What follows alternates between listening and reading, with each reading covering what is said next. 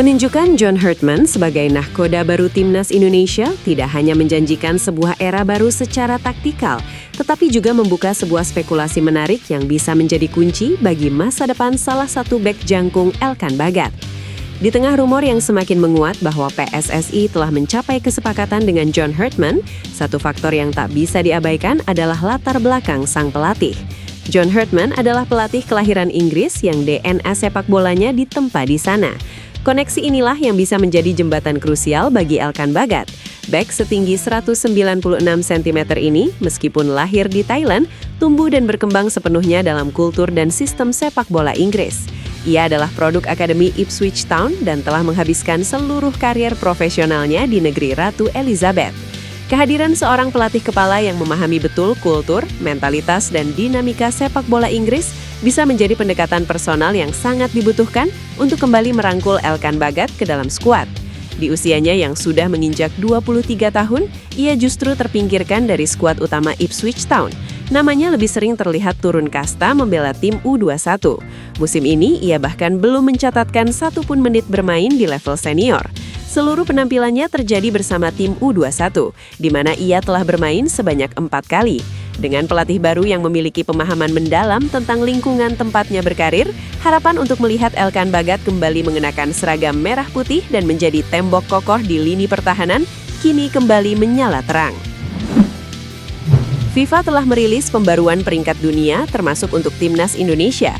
FIFA mengumumkan peringkat terbaru yang sekaligus menjadi penutup kalender sepak bola sepanjang tahun.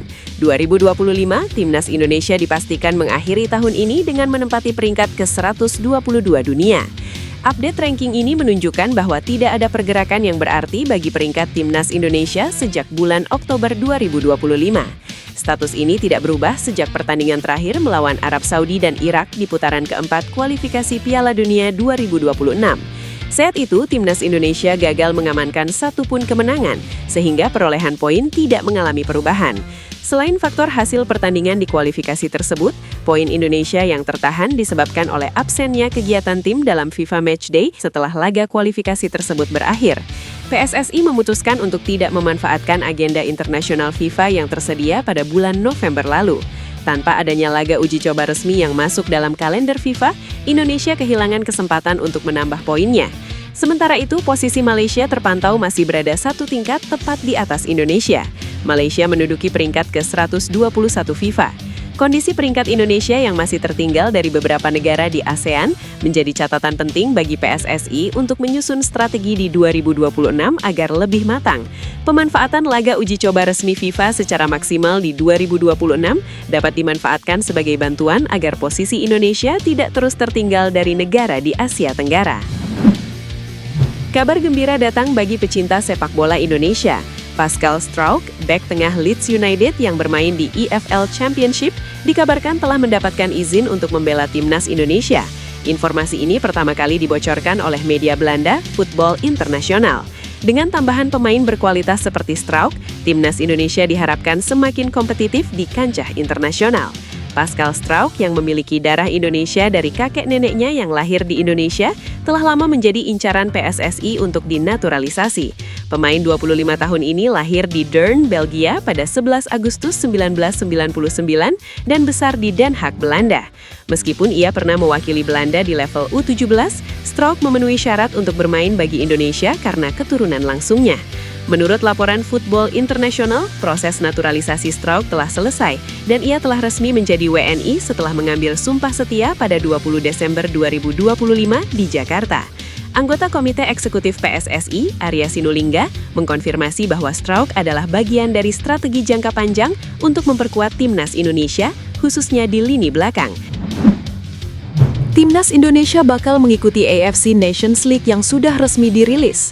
Dari karakteristik turnamen yang ada, AFC Nations League bakal menyerupai UEFA Nations League yang sudah digelar selama 4 edisi sejak 2018-2019.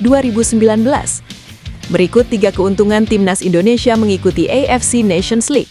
Pertama, tak pusing atur jadwal FIFA Matchday. Salah satu tantangan besar saat menghadapi jadwal FIFA Matchday di luar momen saat menjalani kualifikasi Piala Dunia atau kualifikasi Piala Asia adalah menentukan lawan bertanding. Bila ikut dalam AFC Nations League, PSSI tidak perlu lagi pusing soal jadwal timnas Indonesia karena kiper skuad Garuda bakal mengikuti jadwal AFC Nations League di sejumlah jendela FIFA Matchday. 2. Peluang raih poin lebih besar. Berkaca pada UEFA Nations League, AFC Nations League sebagai ajang di bawah FIFA nantinya bakal membuat tim-tim peserta punya peluang raih poin lebih besar. Dengan demikian, Indonesia punya kans untuk mendapat poin lebih besar yang berguna dalam ambisi menembus 100 besar dunia. 3. Jalan lain di kualifikasi Piala Dunia. AFC Nations League nantinya bisa juga jadi wujud jalan lain untuk tim-tim peserta di ajang kualifikasi Piala Dunia. Hal ini lagi-lagi bila berkaca pada aturan yang ditetapkan di UEFA Nations League. Pada kualifikasi Piala Dunia 2026, Swedia babak belur dan tidak mampu menempati posisi 2 besar. Namun Swedia masih punya asa lolos Piala Dunia 2026 lewat jalur playoff. Tiket ke playoff itu mereka dapatkan lewat jalur UEFA Nations League. Asnawi Mangkualam buka suara soal sebab kegagalan timnas Indonesia ke Piala Dunia 2026. Timnas Indonesia menuntaskan kiprah di kualifikasi Piala Dunia 2026 pada ronde keempat. Pada fase tersebut, skuad Garuda menelan 2 hasil yang menutup peluang lolos ke putaran final. Indonesia kalah 2-3 dari Arab Saudi dan kemudian takluk 0-1 saat menghadapi Irak. Asnawi Mangkualam menjadi bagian penting dalam proses tersebut. Sepanjang perjalanan, timnas Indonesia juga mengalami banyak perubahan komposisi pemain, termasuk hadirnya sejumlah pemain naturalisasi untuk memperkuat tim. Di atas kertas, materi tim terlihat lebih kompetitif dibanding periode sebelumnya.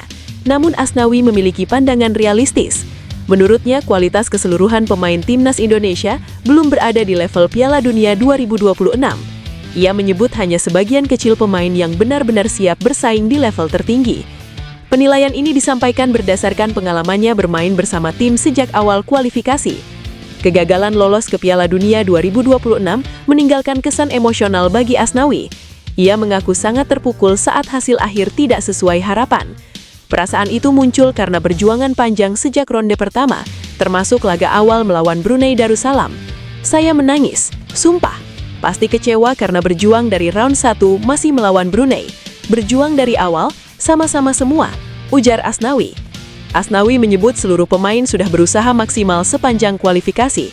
Pengalaman panjang di kualifikasi memberi banyak pelajaran bagi timnas Indonesia.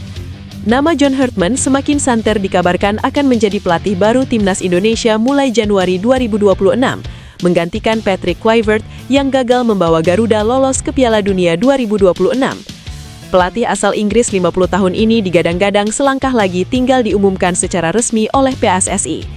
John Hartman dinilai memiliki sejumlah keunggulan yang sesuai dengan visi jangka panjang PSSI untuk membangun tim nasional yang kompetitif, termasuk regenerasi pemain dan target Piala Dunia 2030.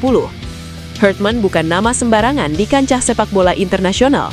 Ia menjadi pelatih pertama dalam sejarah FIFA yang berhasil meloloskan tim nasional putra dan putri dari negara yang sama ke Piala Dunia.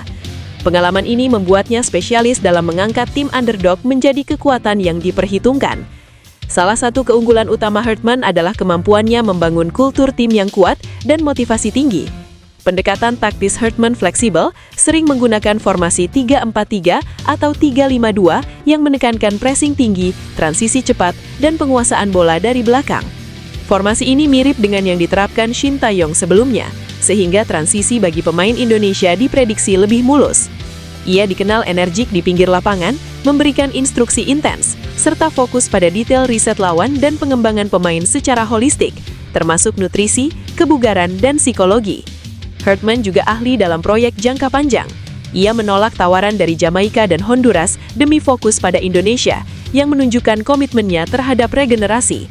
PSSI berencana menugaskannya melatih timnas senior sekaligus U23 untuk memastikan alur talenta muda ke tim utama. Sassuolo siap melepas Jay Itzes dan Tarik Muharemovic jelang bursa transfer Januari 2026 setelah ketertarikan serius datang dari AC Milan. Dario Verdi tidak menutup pintu negosiasi demi menjaga konsistensi proyek pengembangan pemain muda. AC Milan memang tengah memetakan kebutuhan bek baru untuk musim depan. Rossoneri melirik Jay Itzes dan Tarik Muharemovic. Keduanya dinilai memiliki profil ideal sebagai bek muda dengan potensi berkembang dan nilai investasi tinggi.